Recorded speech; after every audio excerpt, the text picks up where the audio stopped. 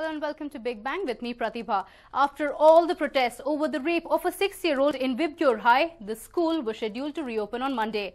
But now the parents across Bengaluru have sought the help of the High Court against this. Here's a report. Parents in Bengaluru have opposed the reopening of Vibgyor High on Monday. They have filed a public interest litigation in the High Court, seeking a restraint against the reopening of the tainted school under the current management. This was the same management under whose purview the horrifying rape of a 6-year-old child allegedly occurred. So the PIL is actually seeking the restraint of opening up until and unless the persons involved are suspended. And the assurances that have been given by the management or the guidelines that have been put across to all the schools are actually matched. And of course, if the suspension does not take place and the investigations do not come out with proper information, the school should remain shut down for the time being. I believe we are the voice of the parents of Bangalore, and whether it is happening in Vibgyor today, it can happen anywhere, unless and until we don't know that Vibgyor is going to, the police authorities, the government is going to take a very strict stand against whatever has happened. The PIL clearly states that the school should not be reopened until the accused are caught. It also states that the school should meet all the conditions put forth by parents of the school. The school was scheduled to resume classes for students from 5th to 10th grades on Monday. Classes for 1 to 4 were scheduled to begin on Wednesday, while the classes for pre-primary children would start on July 31st. But now, with the PIL filed by the parents, one wonders if the students of Vibgyor High will be able to resume school anytime soon. The school has over 3,000 students. As far as investigations go, Bengaluru police have refused to divulge more than what's absolutely necessary. Apart from the skating instructor, Mustafa, who was arrested last week, the cops have taken 3 other staffers in for questioning. They are yet to identify and take action against the school staffers who first spotted the victim after the alleged rape occurred. A visiting doctor is said to have given this little girl first aid. Meanwhile, the police are still identifying if any of the higher authorities played a role in hushing up the incident. Regardless, parents in the city have demanded that the school be shut down until they can be absolutely sure the kids are returning to a safe environment. A News9 report. And well, after protests and massive uproar over the security of children in schools, Bengaluru police has put in place new guidelines for schools to ensure the safety of students. The guidelines state that all school buses should have GPS systems and CCTV cameras. The managements have also been asked to depute floor vigilance officers. CCTV should also be installed in the perimeters of the school, and the police have directed the schools that no bus drivers should be allowed to mingle with the children beyond a limit. Sports facilities should be limited only to the authorized staff members. To ensure safety, the police said that the parents of the students should be issued ID cards which should be displayed when they pick up their kids after school. If the parents can't personally pick them up, they should send an SMS to an authorized person for the same. These new guidelines have been issued under the Karnataka Police Act, and the schools have been asked to implement the guidelines by 31st August. The directives have been issued 3 weeks after the horrific rape of a 6-year-old girl in Vibgyor High. Police Commissioner M.N. Reddy has said that schools will be prosecuted under Section 188 of the IPC if they fail to follow the guidelines by the stipulated time.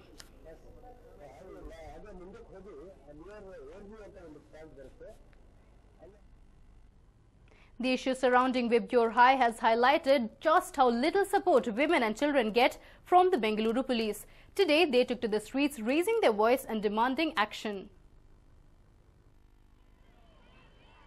If you thought that Bengaluru has forgotten the horrifying rape of a 6-year-old special needs student in her own school, then think again. Students continue to raise their voices against atrocities perpetrated on women and children in schools across the state. Through placards and slogans, these students created awareness on the importance of immediately reporting sexual assaults and rapes Even today, 21st century, women think twice before stepping out at night. Why is this happening so? These such cases, they have become a lot in the past few years, and now it has even reached our school. It reached schools. It's completely shameful what has happened, and we hope that this would not happen in the future and that everyone would just report anything that happens to them immediately.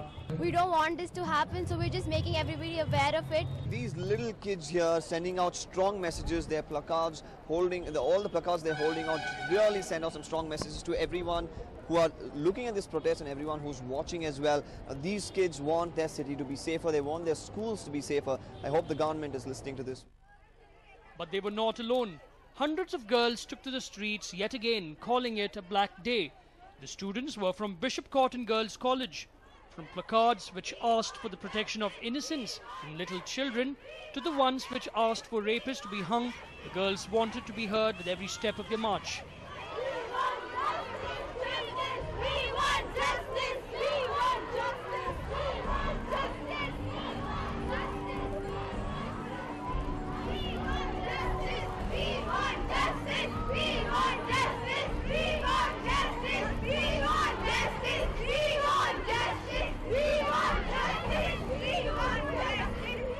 Continuing from a long many years, we wanted to stop it and we want girls to be protected. We want to protect ourselves, so we are doing this rally to protect ourselves, to be in the safer side.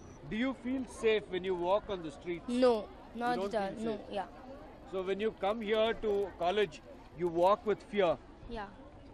Yes? Yes. How many of you feel fear? Can you just put up your hands? You don't feel safe?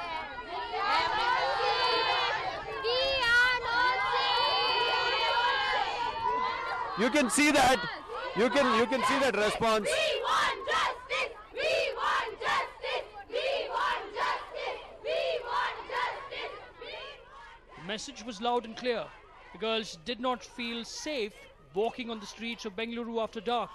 Police have really failed to ensure safety of women in a city which was once considered to be among the safest in the country. They walked all the way to Town Hall, where they staged a dharna.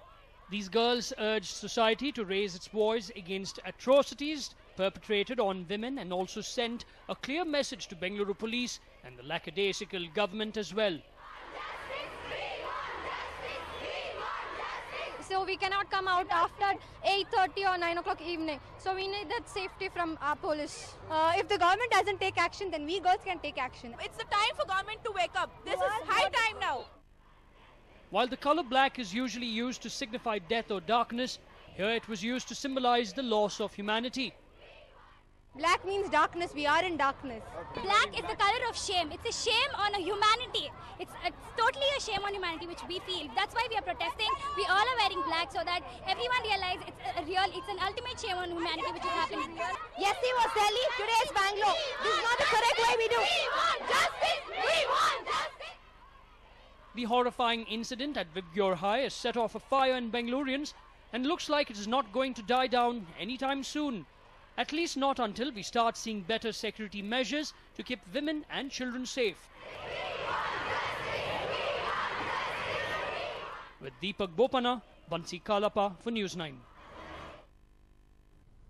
And in yet another instance of child abuse, a student of the famous Sri Sri Ravi Shankar Vidya Mandir has alleged that she was stared at inappropriately by her PT teacher. What's shocking is how the school management has treated this issue. Here's a report.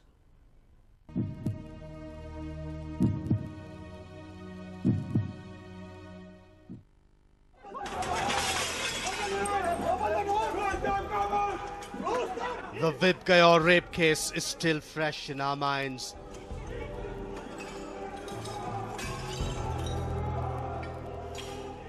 Parents are still fuming at the lackadaisical attitude of the school, as also that of the government.